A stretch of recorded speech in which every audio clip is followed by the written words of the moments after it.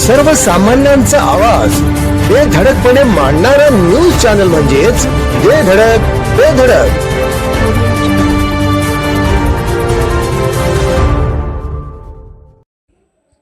नागरी वस्तीत उभारण्यात येणाऱ्या मोबाईल टावरला रहिवाशांचा तीव्र विरोध. जयसिंगपूर शहरातील सिटी सर्वे नंबर 2002-8 येथील रहिवासी भूखंडावर खाजगी कंपनीचा मोबाईल टॉवर उभारण्याचे काम सुरू असल्याने परिसरातील नागरिकांनी तीव्र विरोध दर्शवला आहे. याबाबत रहिवाशांनी जिल्हाधिकारी कोल्हापूर तसेच पोलीस अधीक्षक कोल्हापूर यांना निवेदन देऊन तातडीने काम थांबवण्याची मागणी केली आहे. निवेदनात म्हटले आहे की संबंधित भूखंड हा दाट नागरी वस्तीमध्ये असून परिसरात शाळा, लहान मुले, ज्येष्ठ नागरिक आणि कुटुंबे वास्तव्यास आहेत. मोबाईल टावरमधून होणाऱ्या रेडिएशनमुळे नागरिकांच्या आरोग्यावर विपरीत परिणाम होण्याची भीती व्यक्त करण्यात आली आहे. नागरिकांच्या म्हणण्यानुसार संबंधित भूखंडाचे मालक अनमोल अरुण यादव यांनी मोबाईल टावर उभारण्यासाठी परवानगी दिली असून काम सुरू आहे. याबाबत वारंवार हरकत घेतली असता कोणतीही दखल घेतली जात नसल्याचा आरोपही निवेदनात करण्यात आला आहे. तसेच मोबाईल टावर उभारणीचे काम नियमानुसार होत नसल्याची शंका व्यक्त करून प्रशासनाने तात्काळ चौकशी करून कामाला स्थगिती द्यावी अशी मागणी करण्यात आली आहे. अन्यथा 7 जुलै 2026 रोजी जिल्हाधिकारी कार्यालयासमोर तीव्र आंदोलन छेडण्याचा इशारा रहिवाशांनी दिला आहे.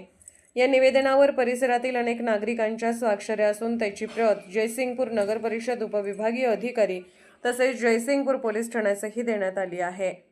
करण्याचं ठरवलंय त्या ठिकाणी मुलांची शाळा आहे, गार्डन आहे.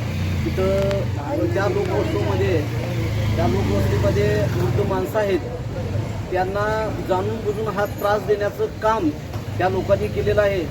तरी ह्याच्यावर प्रशासकीय अधिकारी म्हणून माननीय शिवसाहेब यांनी त्याची दखल घ्यावी. आज आम्ही पहिलं निवेदन दिलं ते जयसिंगपूर पोलीस स्टेशनला दिलं. त्या माध्यमातून आम्ही त्यांना कळवा असं सांगितलं. पण हे जर हा बोंगल कारभार जर नाही थांबला तर आम्ही आत्ता 550 आहे, उद्या 500 रस्त्यावर उतरतील. की या प्रशासकीय अधिकाऱ्यानं नगरपालिकेनं आपल्या नोटीसमध्ये नमूद करून घ्यावं एवढं मी सांगतो. तो टावरचा विषय तात्काळ थांबावा, नसेल तर आम्ही उग्र पद्धतीनं आंदोलन छेडू हे इथं ग्वाही देतो, इथं थांबतो. जय भीम. आमच्या बेधडक न्यूज चॅनलसाठी आपली लाईक आमच्यासाठी लाख मोलाची आहे.